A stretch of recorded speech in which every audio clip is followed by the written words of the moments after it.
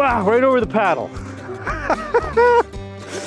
Man, talk about little stick of dynamite. Oh. Oh. You know what, I'm glad I can lean back. Kind of feels like I'm fishing out of a sports car. Now what I was doing was going up this riprap break wall. You can see it's just endless, about a half a mile of rocks. And instead of stowing my paddle every time, because I have a lanyard on it, I literally just put it right across my feet like that, because every once in a while I have to maneuver the boat left and right because of the wind. This is a beautiful fish. I can spin him around. I wonder if he's got any more jumps. He hits so hard. I tell you, I'm glad I'm using this bait caster with this little butt extension that it's got at the back. It's ideal. I have the drag set pretty tight because when you're using a slash bait, it's very important to get a good hook set, because you only have about a split second to set the hook into the fish. Otherwise it'll turn and go, and I've missed a lot of fish today. Look at this. Oh. It's so refreshing to get that water on me. What a gorgeous bass. Okay, so you got to be very careful, especially when it wants to head shake like that. Okay. Yeah, what you have to do is you have to commit yourself. When you're going to grab the fish, you better grab the fish. Like there's no messing around left or right. Isn't that a gorgeous smallmouth? Man, he hammered that fish, that bait. Okay, where's the pliers here? And one hook, two hook. You know, sometimes they'll fight so hard that the hooks will temporarily come off the fish, and as they're fighting back onto the fish. I've seen peacock bass in South America where when you hook the bass, it has the back hook in its mouth, and then it jumps once or twice out of the water and it's got the front hook in its mouth. So you wonder what happens, but that's a gorgeous smallmouth. I'm just gonna extend him into the water. Nice bass. Big smallmouth, and he wants to take off. I'm gonna just hold him. Look at that. Isn't that a gorgeous fish? Beautiful smallmouth. Look at the colors on the sides.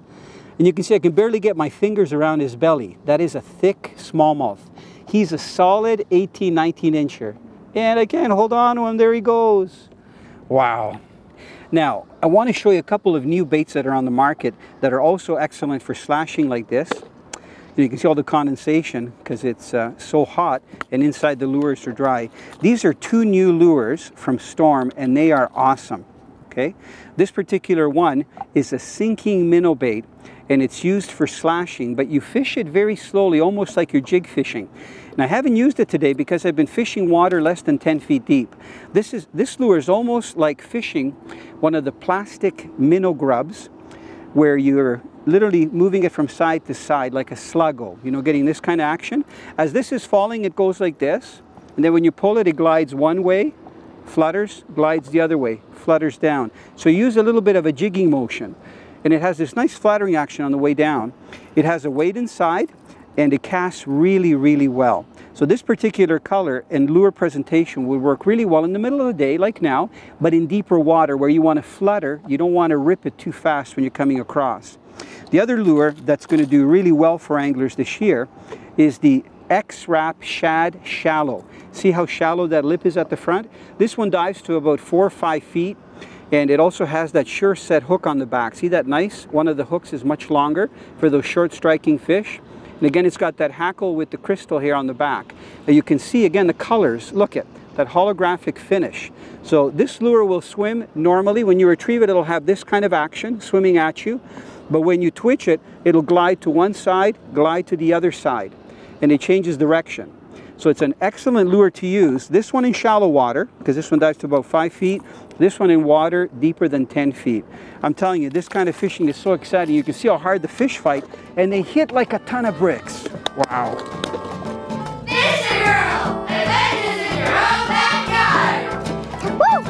Now, girls, do you know what this big fish is that we're holding? Maddie, careful, he's going to jump around. Sunfish? It's a sunfish, okay? He's got a shape kind of round, like the sun. You have to pretty well have your hands over Maddie, otherwise he's going to jump out. Go like that, Maddie. Like this. Or like that. That's a great way to hold him. Now, sunfish are very plentiful in warm lakes and in ponds. And they're an ideal fish for kids to catch. Did you catch any sunfish today, Maddie? I would catch a big fish though. Oh, the big trout, yeah, okay. So sunfish like to live along the shorelines where it's shallow and weedy, and most of the time you can actually see them. You can actually see them. The best bait to use to catch sunfish is to use a little piece of worm on a very small hook. Sometimes sunfish will get bigger than the length of my hand.